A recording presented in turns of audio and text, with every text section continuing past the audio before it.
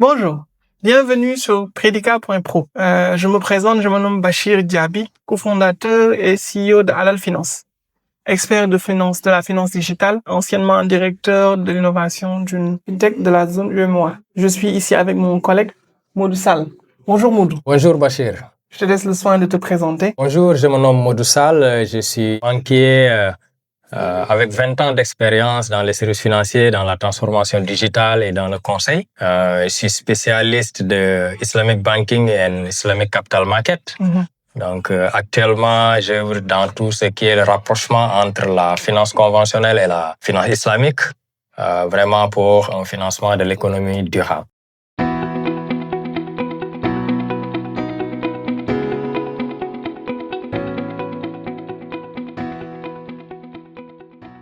Alors aujourd'hui, nous sommes là pour présenter le cours Les contrats islamiques. Ce cours est structuré autour des grandes familles de contrats islamiques. Nous partons des contrats de vente à marche, puis explorons la location, les partenariats de partage, les contrats de production anticipée, le mandat, enfin les opérations de monétisation. Chaque contrat est traité et sa logique juridique ainsi que sa comptabilisation A à O Phi. Donc nous regardons chaque contrat du début jusqu'à la fin. L'objectif de ce cours est de maîtriser les 5 étapes d'un contrat particulier qui est la murabaha, un contrat très important en finance islamique, Effectivement.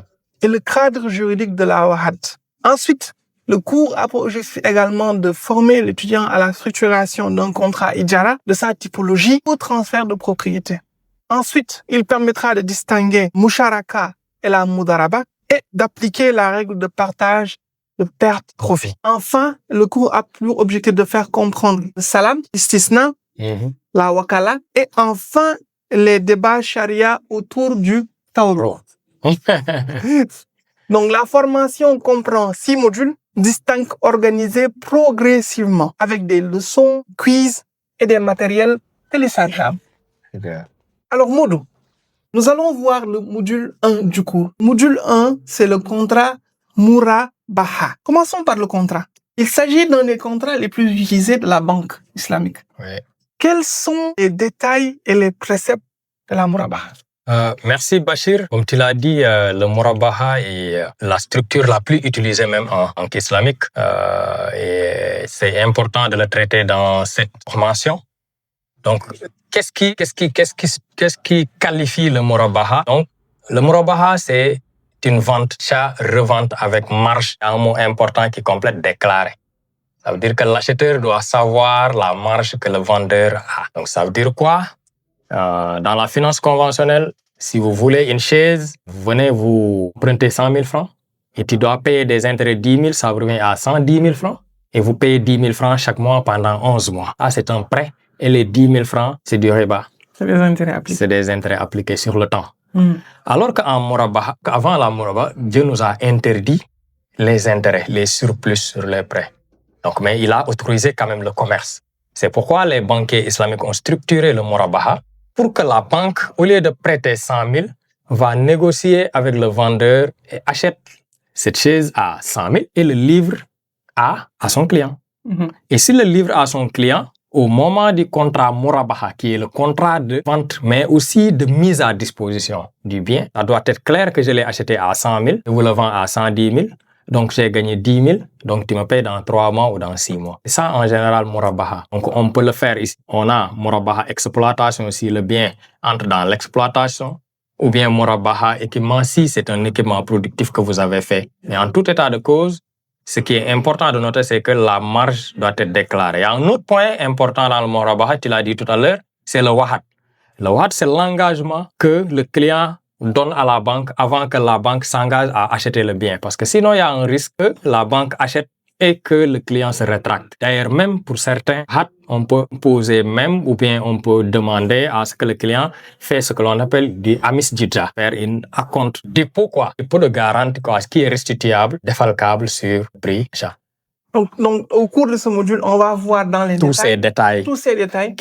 Comment c'est agencé, quel contrat on va faire avant quoi, quand est-ce qu'on doit livrer, pourquoi. La banque doit l'acquérir d'abord à son nom avant de le revendre parce que sinon, ça ne sera pas du murabaha, Ensuite, nous passerons au module numéro 2, qui est le contrat d'Ijara. Il s'agit de la location.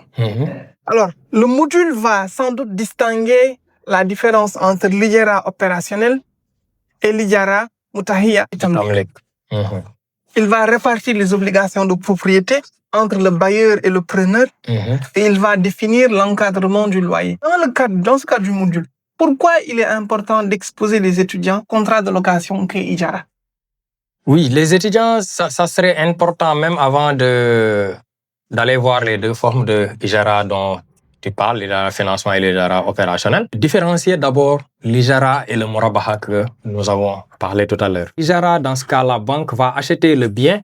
C'est forcément un bien équipement, ça ne peut pas être de la marchandise, ça c'est de Murabaha.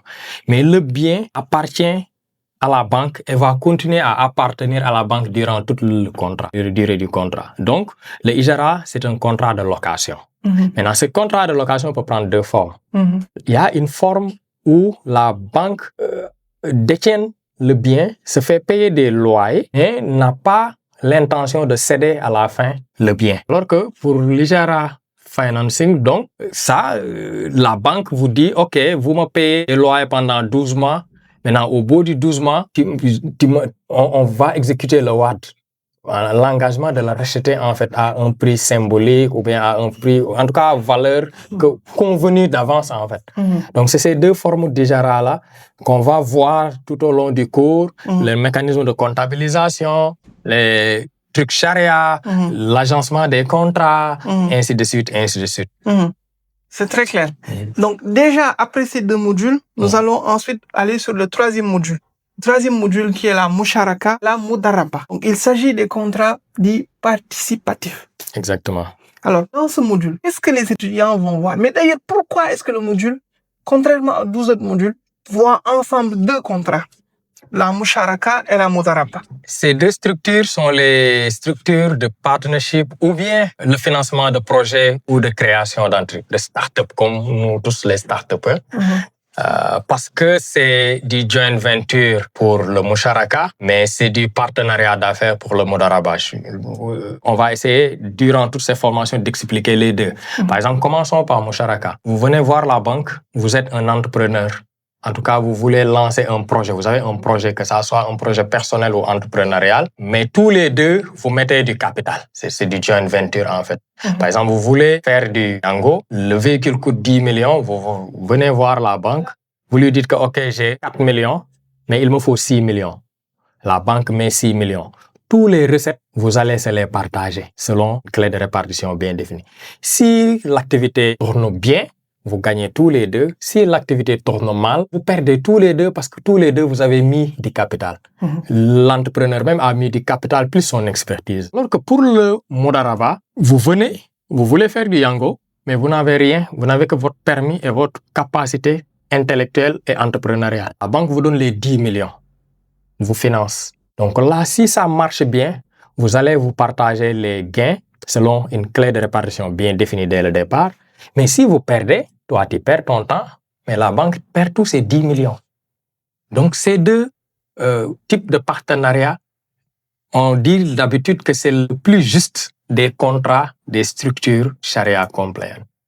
Donc le Mudaraba aussi, on peut le voir du côté financement, mais aussi on peut le voir dans une banque islamique du côté investissement, du côté des dépôts. Parce qu'un autre client, là j'ai parlé de Mudaraba, un client financé par une banque, mais une banque peut être mandatée par un client. Quand vous êtes client et vous avez 10 millions, vous pouvez le donner à la banque pour que la banque travaille pour vous parce que vous ne faites pas confiance à vos compétences pour aller travailler avec ces 10 millions. Tu peux le confier. Ça aussi, c'est du Mudaraba investissement.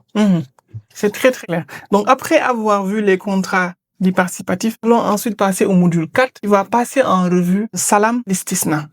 Comment financer une production avant qu'elle n'existe? Concrètement, que font ces deux contrats? Si on a dit Musharaka et Mudaraba, c'est les structures de partenariat ou de création d'entreprise. Salam et l'Istisna, ce sont les structures de production. Ça permet de produire un bien à vendre ou bien un bien à livrer. Si vous prenez le Salam, on est ici avec des producteurs de cacao.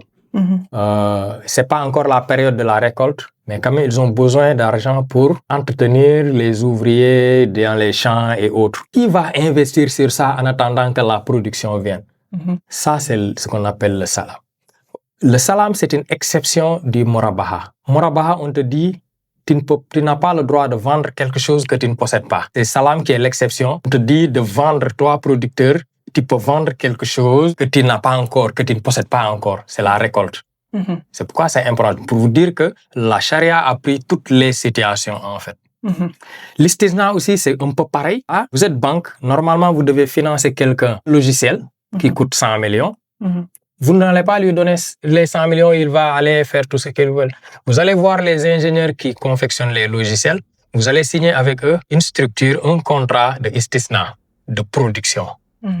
Donc, après, vous allez signer un autre contrat istisna parallèle, toi avec ton client. Même pour le salam, il y a un salam parallèle parce que la banque ne va pas manger les cacao en fait. Il va voir dans son portefeuille un importateur de cacao, un exportateur de cacao. Il va lui dire, OK, j'attends en octobre 5 tonnes de cacao, je vais vous les vendre. OK. Donc, ce qui veut dire que c'est du salam parallèle en fait. Donc, c'est comme ça que ces structures, donc vous voyez que c'est des structures sur le plan juridique et chariatique très complexes que nous allons essayer de voir durant tout ce module. Très bien. Ensuite, sur le module 5, nous allons voir les contrats wakala.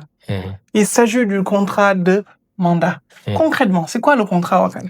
Le contrat wakala est un peu similaire au mudaraba investissement que j'avais parlé tout à l'heure. J'ai 10 millions, je te le donne pour que tu travailles toi, banque, et on se partage. Sauf que ici, en wakala, c'est pas tu gagnes et on partage, mais c'est tu gagnes, tu me donnes. Mais en contrepartie, moi, chaque mois ou chaque période ou en fin de période, je te donne une commission fixe, que tu aies des résultats ou pas. C'est ça le contrat. Donc, wakala, c'est un mandat, c'est un agent. Alors que mudaraba, tu es un partenaire. Donc, si j'avais 10 millions, il y a 2 structures islamiques que je peux faire pour te confier les 10 millions pour que tu travailles pour moi. Je peux te le donner et je te dis, écoute, je te donne 10 millions. Tout ce que tu gagnes, si c'est 10 000, on se le partage 50-50. Si c'est 100 000, on te le partage 50-50. Si tu gagnes rien, je perds moi. Il n'y a pas de souci. Je peux faire wakala, je te donne les 10 millions et je te dis, OK, comme tu es mon agent, chaque mois, je te donne 5 000 francs. Dans les 10 millions, tout ce que ça rapporte, c'est pour moi, c'est pas pour toi. Ne regarde pas mes gains. Regarde uniquement ce que je te donne par mois. C'est ça le wakala, en fait. C'est très, très clair. Et enfin, nous allons terminer par le module 6, qui est le module tawarruk. Oui, très développé en Malaisie. Alors, c'est quoi le tawarruk? Le tawarruk, c'est aussi parmi les exceptions que les structures islamiques tentent de résoudre. Par exemple, Bachir a besoin maintenant de cash. Il n'a pas besoin d'un bien, il a besoin de cash. La banque islamique ne peut pas donner du cash. Comment on va faire maintenant? On est dans une équation parce que le besoin qu'il veut satisfaire, c'est le cash qui peut faire ça. Supposons il doit payer des salaires, quoi. Donc, le tawarruk, c'est quoi? La banque va acheter une marchandise, par exemple des cacao, chez les producteurs, va le vendre client. Le client aussi n'a pas besoin de cacao, il a besoin d'argent, quoi. Et à quelqu'un d'autre, la banque va nommer un wakala, parce qu'il y a 2 façons. Il y a un wakala qui ne fait que du service, qui ne fait pas de l'investissement, pour trouver un acheteur de cacao. Donc, le cacao que la banque a acheté pour son client, le client va le vendre à cette personne-là qui va lui payer par cash. Lui, client, il paye à crédit à la banque. Donc, l'argent qu'il a récolté là, il le garde pour satisfaire son besoin. Maintenant, il va payer mois par mois à la banque. C'est ça, une définition un peu. Dans ce module, on va entrer dans les détails structures, quels sont les marchés, par exemple, comme Bursa of Sela de Malaisie, comment tout ça s'est organisé, comment on peut rencontrer les vendeurs de cacao, les acheteurs de cacao, ainsi de suite. Comme une bourse comme la BRV, où on achète des titres, on peut acheter tous ces marchandises, quoi. La commodité. En tout cas, il me semble que le cours, de façon générale, sur les contrats est très intéressant. Et je pense que dans le détail, les étudiants vont bien apprécier. Je vous souhaite à tous bonne chance et bonne lecture.